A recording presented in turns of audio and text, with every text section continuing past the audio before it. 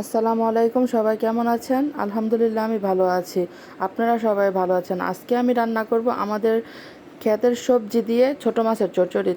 তাহলে চলুন আমরা কি কি সবজি নেই দেখে আসি।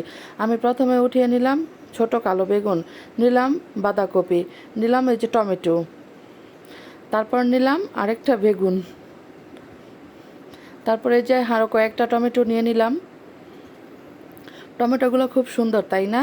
এখন নিয়ে নিব আমাদের ধনিয়া পাতা। ধনিয়া পাতাগুলো এত গ্রান আর এত সুন্দর ফ্রেশ, খেতে খুবই ভালো লাগে খেতে। এখানে আমি আরেকটা টমেটো নিয়ে নেব, এটা দিয়ে আজকে আমি রান্না করব। এই যে দেখুন, আমাদের ছোট্ট বাগান থেকে কত সুন্দর সবজি নিয়ে এসেছি। এখন আমি সবজিগুলো কেটে নেব। এই তো আমি সবজিগুলো কেটে নিচ্ছি, কেমন ঝুরি ঝুরি করে কেটে নেব বেগুনগুলা। আলুটাও সেমভাবে আমি কেটে নেব।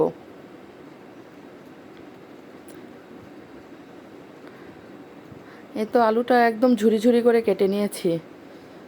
বেগুন, এখন কেটে নেব টমেটো। আমাদের নিজের হাতে বোনা সবজি দিয়ে আজকে আমি রান্না করব তরকারিটা।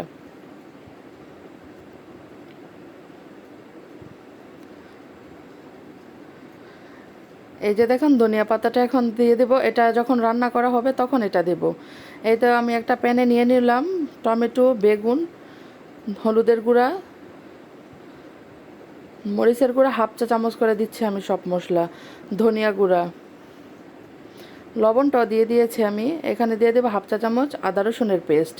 এই যে এখন দিয়ে দিলাম সয়াবিন তেল, 1 টেবিল চামচ তেল দিলাম। এখানে দিয়ে দিলাম কিছু কাঁচামরিচের ফালি। এখানে দিয়ে দেব কুচানো পেঁয়াজ। এখন আমি এটা হাত দিয়ে ভালো করে মেখে নিব।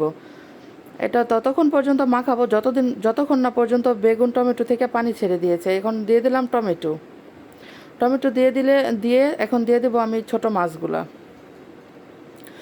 মাছগুলো দিয়ে এটা আমি ভালো করে সবজির সাথে মিশিয়ে নেব। এখন মিশানো হয়ে গেলে আমি হাত ধোয়া পানিটা এখানে দিয়ে দেব। এই তো আমি এখন চুলাতে এটা বসিয়ে দেব। চুলায় বসিয়ে দিয়ে এটা আমি ঢেকে দিয়ে এটা রান্না করে নেব যতক্ষণ না পর্যন্ত বলক আসে। এই তো দেখেন, কিন্তু এটা আমি লাড়া দিব না। এই যে পাশে চুলা আমার রান্না হচ্ছে দেশি মোরগ, দেশি আলু দিয়ে ঝোল। এটা আমার হাজব্যান্ডের অনেক পছন্দের একটা খাবার, এর জন্য এটা আমি প্রায়ই রান্না করি। এই যে দেখুন, আমার ছোটো মাছটা এদিকে প্রায় হয়ে যাচ্ছে। এখন আমি একটু নেড়ে দিব। ছোটো মাছ তো বেশি নাড়ানাড়ি করলে ভেঙে যায়, এর জন্য বেশি নাড়াচাড়া করব না। এই যে আমার তরকারিটা প্রায় হয়ে যাচ্ছে। এখন দিয়ে দিব আমার ধনিয়া পাতাটা, খেতে থেকে উঠিয়ে আনা ধনিয়া পাতা।